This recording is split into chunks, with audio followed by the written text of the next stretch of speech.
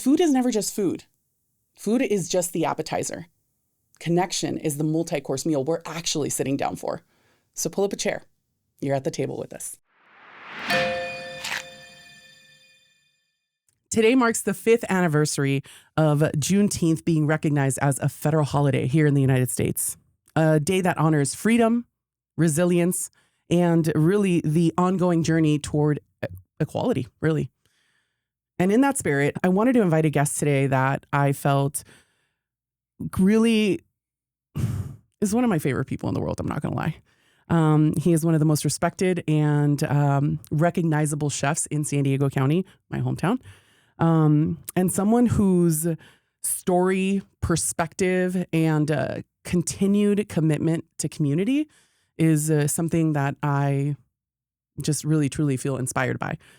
Please welcome Chef DuVal Warner. Pleasure to be here. For those people who don't know you, can you introduce yourself to the camera? I'm Chef DuVal Warner, originally from, small towns, Danville, Virginia, retired Marine, dad, cheer dad.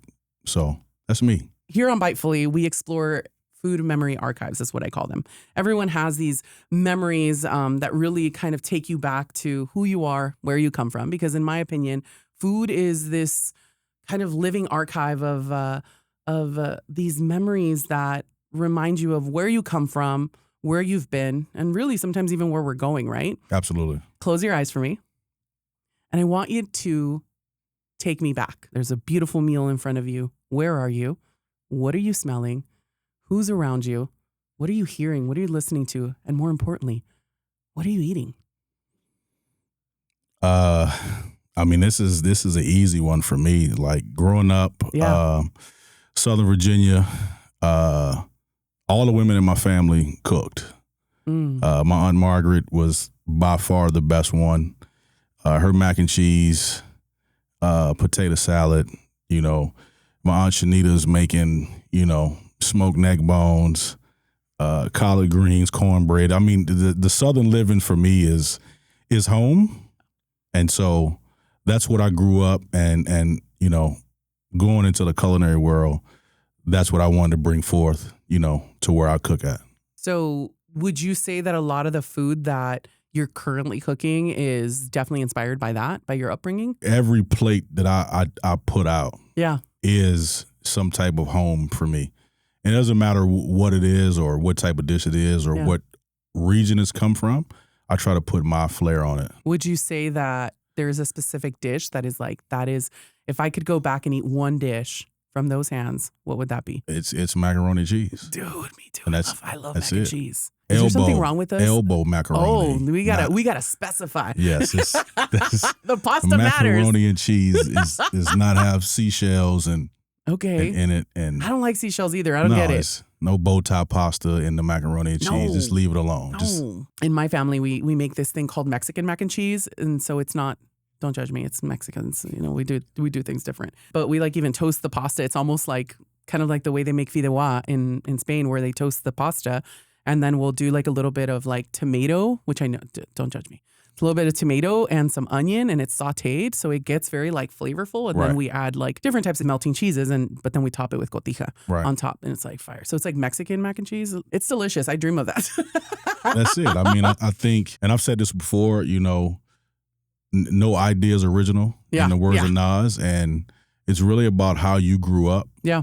The environment that you're put in and that's the food that you eat. Yeah. That's how we all use the same idea, just different ingredients. You mentioned Danville, Virginia. We're here on Juneteenth. Correct. It's only been 5 years since it's been a federally recognized holiday, but Juneteenth has been celebrated for a long time. When I was talking to you before this, you were mentioning that you've been celebrating it for much longer than that. Correct. Talk to me about that. I grew up, my family's in Virginia, D.C., Texas area, Houston, Nacogdoches. And so we've been celebrating Juneteenth since I was probably 6 or 7 years old. There's always a parade or festival in Galveston, Texas that we would go to. And it's just one of those things. It's been in our history. Yeah. We've known it, and now the world's just catching on to it. Yeah. And so we've always celebrated it. Was Danville difficult to grow up in? I mean, it's a small town. Yeah. And so, I grew up in, a small place called Almagro. Okay. very recognized neighborhood in Danville. But maybe 2 miles away, Danville's known as the last Confederate capital of the United States. Oh, yeah. It's where Jefferson Davis surrendered. So there's a museum in my hometown. And regardless of you like the Confederacy or not, it is a part of our history. That part. On both sides. Yeah.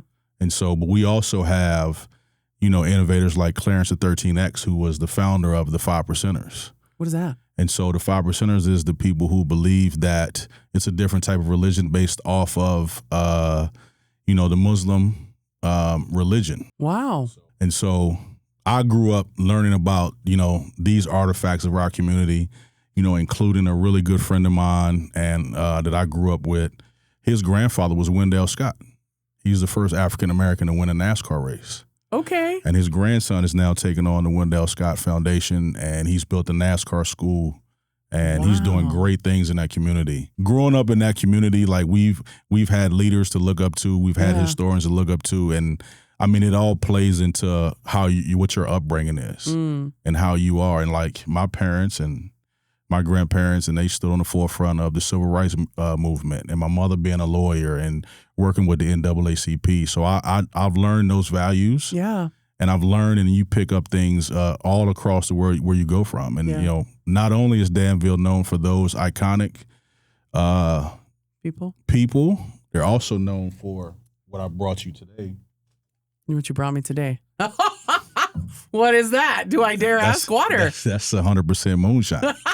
And so, are we going to break open some moonshine right now? We will when we finish our waters, not too early. But that's Danville was one of the forefronts of moonshining. Okay. Which is what Wendell Scott was doing. He was a moonshiner. He was a runner for moonshiners, and the police couldn't catch him because he was that good of a driver, and he transitioned into NASCAR. Stop. And so that's the history real? that I grew up. Absolutely. That is so cool. Yeah. So I love that. We'll move this to the side because I don't want nobody to get tempted right now. Cause we'll get to it. Not so far. Just kidding. This is a difficult topic to talk about. I think right now everything feels very inflammatory. Today, I guess, like on Juneteenth, one of the big reasons why I wanted to invite you here is I really look up to you in a lot of ways. I am the most Aries woman, like zero, like I have like knee-jerk reactions for everything, right? Like I have zero filter. I say whatever is on the top of my mind immediately. And you are kind of like this very steady, very like, just very, very much the opposite of my crazy ass. But all joking aside, I don't know if you know this, but I recently got to co-MC this event in DC. One of my friends, LP, beautiful black Boricua woman who won Drink Masters on Netflix. She invited me to co-MC this event with her at the National Archives. And now the thing for me is like, I have always like super been into politics. And like, when I was a little girl, I wanted to be the first Latina president of the United States. But, when I was there, I found myself in this really interesting place because for a long time, I've kind of lost a little bit of love for country because it doesn't feel like my country loves me or my people right now, right? And standing there looking at, the Declaration of Independence, which this year is 250 years since the Declaration of Independence was signed, the Bill of Rights and the Constitution, and you're looking at these documents that, have so much meaning. And even though, people like you and I were probably not considered whenever they were first drafted, they are still ours, right? Correct. I was born here. We were born here. This is our country. And I found myself brought to tears. It makes me want to cry right now. But like I had this like very deep moment of like feeling like this is huge. Like I've always dreamt of being in this space. I've always dreamt of being in this room. Always dreamt of being in this city. And like, it was like, but God damn it, I love you. I do love this country. And I guess like as a black man in America, I wholeheartedly want to ask you that question of just like, how do you reconcile all of these horrible things? But then also, you're just, San Diego is like this big military community, right? You go and you sign up to be a Marine and you are now a retired Marine. And I bet you if they called you, you'd head out there as well. Like you're just that stand-up man. How do you reconcile those moments when we're living in such a difficult time and there's so much noise and you have so much emotions? Or maybe, I don't know, do you have emotions? My wife would probably know what say I'm no. saying? Right. How do you reconcile that? That's so difficult for me. Well, it's you can't let the outside world consume you. And, being in the Marine Corps, it teaches you, first of all, it teaches you a brotherhood. Yeah. We don't see color in the Marine Corps, even though there is color in the Marine Corps. Of course. But when it comes down to it, the person on my left and my right is my brother. Yeah. Regardless of where you come from, regardless of how you grew up, yeah, regardless of what your, political beliefs are. We don't speak politics because we're not politicians. Yeah. But when you look into the world of being a black man in America, it is tough. Yeah. But everyone's fight is not everyone's fight, if that makes sense. That's actually really deep. When you look at the situation, and I'll take some words from, a really good brother that I don't know him personally, but I do a lot of his teachings. He said, it's hard to see the picture when you're in the frame. Wow. And so when I look at my life, the things that I can control are my kids. Yeah. How I raise my kids to be respectful. The kids that I mentor, the kids that I coach. Yeah. It starts at home. And I can't concern myself with something that I don't know anything about. Mm-hmm. Does it piss you off? Does it make you angry? Does it make your blood boil? Absolutely. You see the videos. Right. You see what people say. Yeah. But you also have to take a step back and collect yourself before you react. Okay, fine. And that's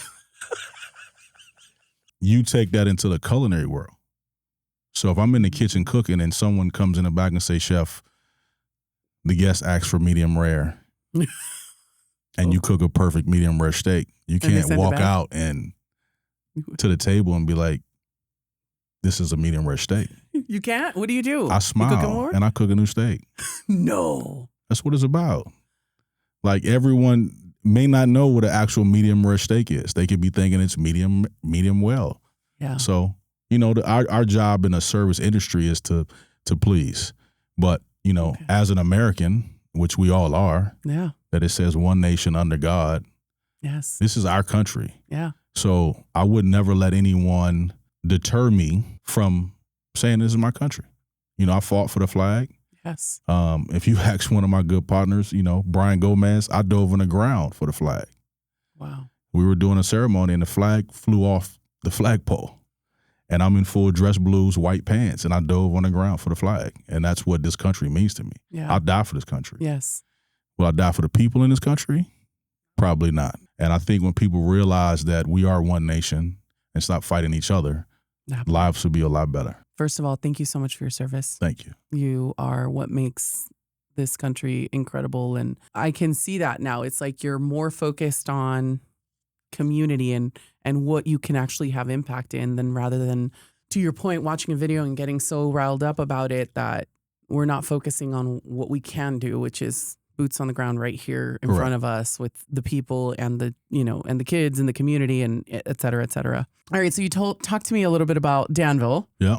What happens after? Did you come to San Diego after that? No. So I went to college in Texas, small town. My family was in, Houston and Nacogdoches, and went to the small junior college. Nacogdoches? Nacogdoches. Yeah. It's country as hell. Okay. I've never heard that before. Yeah. It's way out there, East Texas. Okay. So went to a small college, Tyler Junior College. Yeah.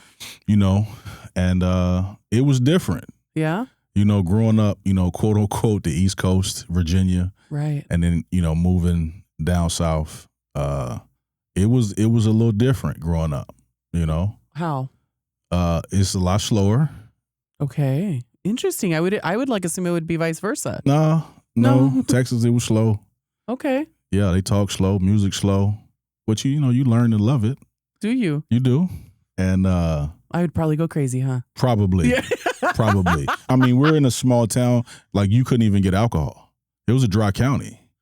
So no alcohol at all for like 30, 40 miles. Wow. So nothing, just dry, just boring. as Tyler, Texas. And I mean, the people made it, the better. So Okay. And what were the dynamics there? I mean, now you're not, in the capital of the Confederate Army, essentially. I didn't see a Hispanic person, nothing, until I went to Texas. What? And that was tough. How old were you? 17 when I went to college. So it was the first time you ever saw like first time a beautiful brown face like Yep. us. First time I ever had a carne asada burrito other than Taco Bell. That was. And then you started living. And then you heard music after all that silence. That's it. How did it feel? It was good. I mean, it's culturally, I mean, I've always been the person, like I left home at 17, and so it's, culturally I'm fine with being on my own and navigating through the world. But like I said, being in Texas is different. Still a dynamic. It's, a lot of black people, a lot of white people. Mm-hmm. And it's just how we live. That's how I grew up. But there are things and circumstances like during that era, like we had the young man who was tied to the back of a truck in Jasper, Texas. Like I was in college when that happened. And it almost broke the school. Like it almost created a race war on campus. I can't even imagine what it would feel like, because I mean, even just what we talked about a second ago, right? Where it's like you compartmentalize in a way, right? To only focus on your community, but when it's actually happening in your community, right, or maybe a county off, like that feels like it could have been you. Correct. How did you process that? I mean, I understand that everybody was upset and there was like kind of this race riot and all of those things, but as a person, how do you process something like that? Well, I mean, it's about your support system. Yeah.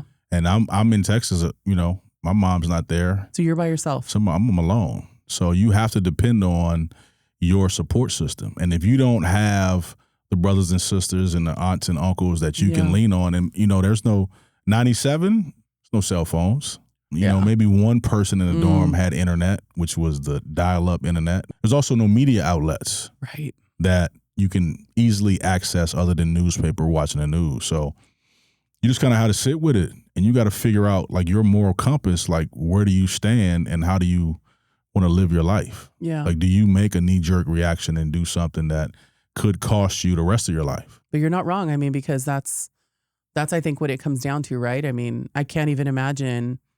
I have several friends who are raising, these beautiful black boys, and it's a constant fear, right? Like, how do we raise our youth with this kind of understanding that this is something that is a possibility out there, and just teaching them to like be compliant, that's hard. I mean, and I speak from a mother perspective, and just hearing my friends break down about it, it's devastating, right? Like I cannot imagine what it's like to be raising boys. I mean, you have a beautiful one at home. Yeah. I've got a little baby dinosaur that runs around every day, and he gives my wife fits. Yeah. Yeah. And so, but he's the best thing I have. I grew up in the era of belts and switches. Mm-hmm. And so you do something wrong, you get out of line, you get your ass beat. That's basically where it went down. And but it's a different era. Yeah. And so you can't do that. No. And so it's about teaching now. Yeah. And whether I'm teaching, the youth basketball, teaching cooks in the kitchen. Yeah. All the lessons apply. Mm. And so you have to be a mentor first in every single way. I agree. And if you're doing wrong, they're going to see you doing wrong. Yeah. And so I try to live by that. Take me back to joining the military. You joined the Marine Corps at what age? Yeah, I joined at 19.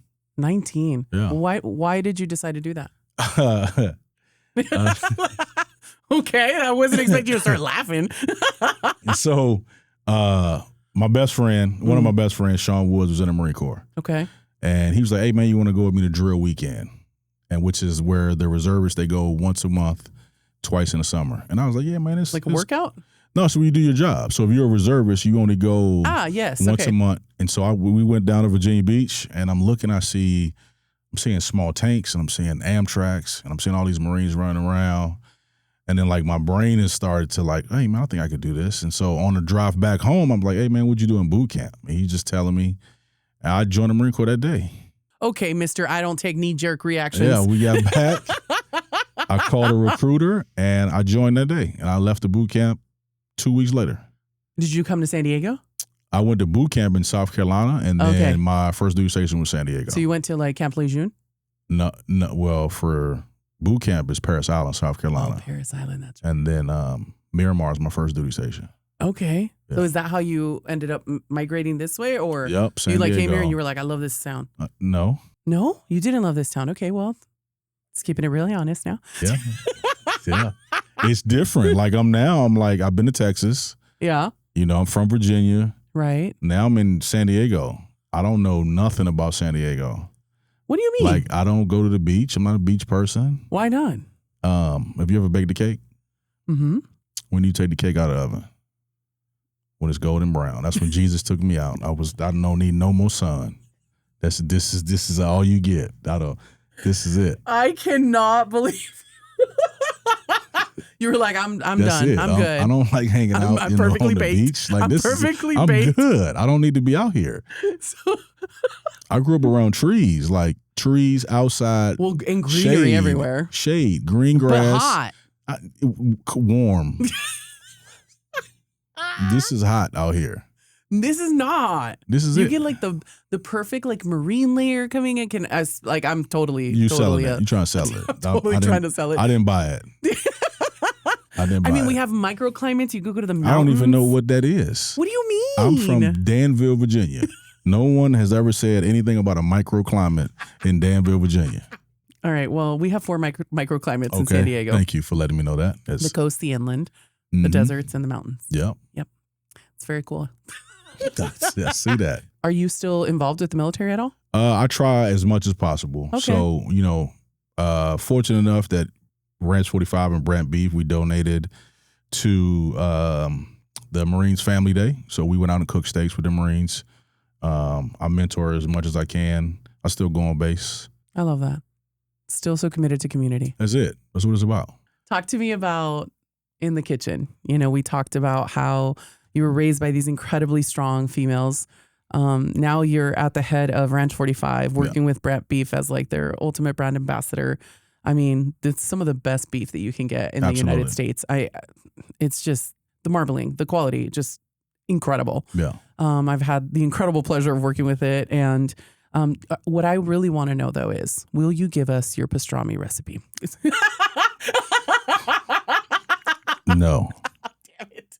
I had to ask.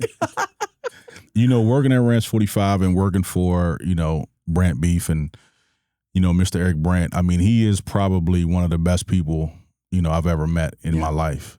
And having the opportunity to work with, his family, his team down at the plant, and the Brant team just told us, it's a game changer. Yeah. And so I came into the culinary scene, at 35. Okay. So a little later than most people.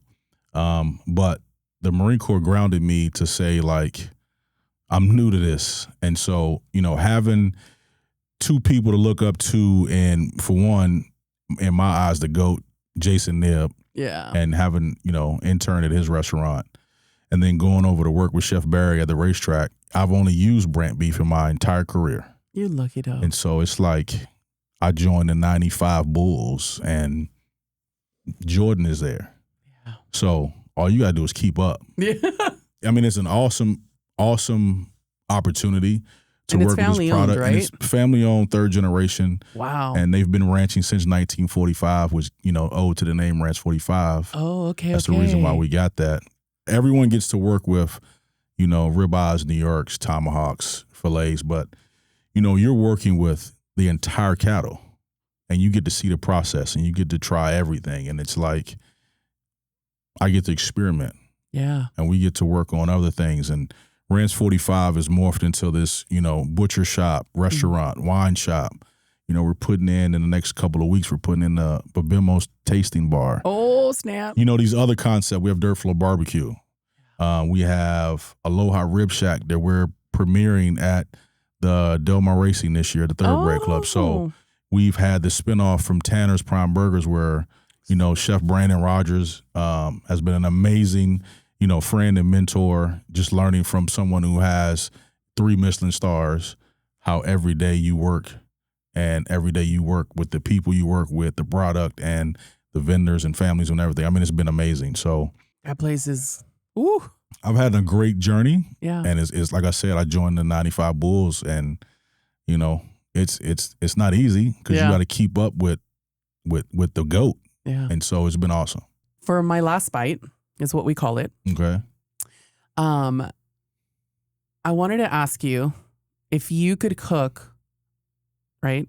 It's, I don't know, a weekend for your family. What is like your favorite thing to cook? And I know that that's like the most generic question that we ask chefs, but I'm talking about like when you're home, because like if you were to ask me, I'd say like chile rellenos, right? Like I love the process. I love that there's like step by step, and if you mess one thing up, like the whole thing doesn't work. You know what I mean?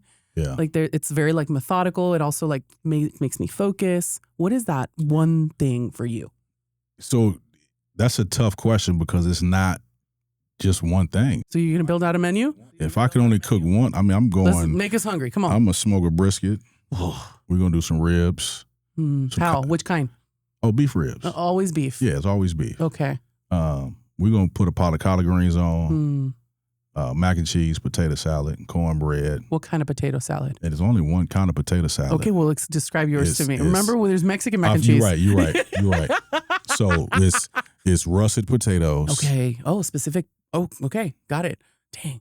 Mayonnaise, light mayonnaise. Light mayonnaise. Pourquoi? I don't understand. Mustard. Relish. The sweet kind? You get a little bit of mix in the bowl. You get a little sweet, you know. Okay, keep going. And boiled eggs. And boiled eggs. And no veggies. What? Wait, I'm sorry. What vegetable would you put in potato salad? Please don't say peas. I feel like you're judging me I'm right now. not judging. I'm just asking. A little red onion? No. Okay, got it. She gonna kill me. But my mama put apples in a potato salad one day, and she got banned. So I don't know where the camera at, but she can't make it no more. I know she gonna get me, but she can't make it no more. That's the potato salad in my house. Not, at your house, if you want to put dill and capers and raisins and no raisins, craisins and whatever. No. Whatever. That's. But we do olives.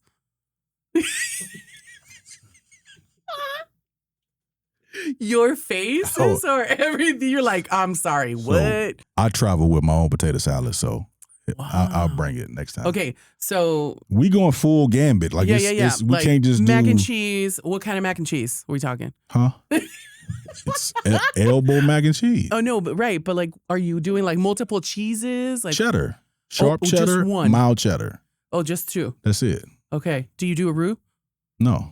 Okay. See? Just elbow macaroni. Okay. Evaporated milk. Oh, evaporated milk. Little egg. See, I love this because it's like everybody makes their stuff different. Salt, pepper.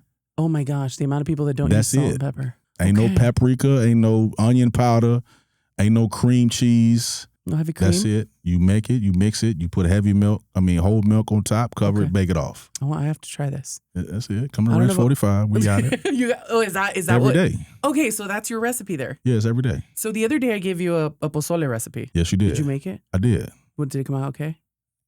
Yeah. What was that? I made it. It looked great. It tastes great. But I didn't have you there to judge it. Ooh, fair. Should have called me. Next time I'll come make it with you guys, and then we'll be like, make sure we'll make it happen. All right. So no, all joking aside, what is moonshine? Because I feel like the ones that I've seen, or maybe that's a different thing. Which one's the one that's brown? I don't know. All I know is we call this white lightning. White lightning. Yeah, that may be a little too much. Yeah, I mean, like, can we just share? Because I'm scared. Yeah. Oh, it smells like gas. What is that? That's gas. That's gas. That's gas right there. Cheers. I'm scared. What? Feel like I gotta. Oh, that's good, actually. What is that? Okay, talk to me. You got to tell me this. I mean, you don't have to tell us the recipe, but like, what? How do you even make straight corn liquor? So you take corn and you ferment it or something? Yeah. Stop. Why is it clear? Please don't judge me. Stop judging me. The judgment I have felt on this show today. Is it like a distillation process? I wholeheartedly don't know. It is distilled. Water, sugar, yeast. Water, sugar, yeast. You mix those things together, or mix it's just it all naturally together. existing? You mix it together. Okay. You let it sit until It ferments. Oh, this is. You strain it. It's getting warm in here. You were right. It is. I told you it's a big hug. Okay, you drank that whole thing. Yeah, it's a little bit. Just a little bit. This bottle right here lasts you 2 years. Okay. So would you usually like mix this with something? No. So this is like a mezcal or a tequila where you would just drink it straight? Sure. Okay. So why would this last me 2 years? Because you only need one. One shot, you good for the night. Oh, so is this like a 50% also? Oh, this is 140 proof. Oh, man. Okay. Yeah. So and definitely. I do not sell this. I make it at home. It's for yourself. Yeah, it's for myself. personal use. Correct. We do not endorse anyone, and please drink responsibly. And there's no label on it. It's just a mason jar from Target. So that you made this for me? I did. Thank you. I'm so excited. So 2 years. It took me 2 years to make it, to figure out the recipe. Stop it. Yeah. Okay, so what are the aromatics? So it's just the corn? That's it. That's wild. Corn and sugar. Yeast. I know, but it tastes complex. It doesn't taste like one note. Does that make sense? Like almost kind of like a whiskey. Corn from Chino's farm, by the way. Sweet corn. So yellow or white corn? White corn. Okay, is that why it's clear? No. You can tell me why it's clear? No, it's a distilling process. So what does that mean? You strain it into your distiller. Now it heats. It's a drip distill. Okay. So to get a jar like this, it may take about 35, 40 minutes to an hour to drip to distill through.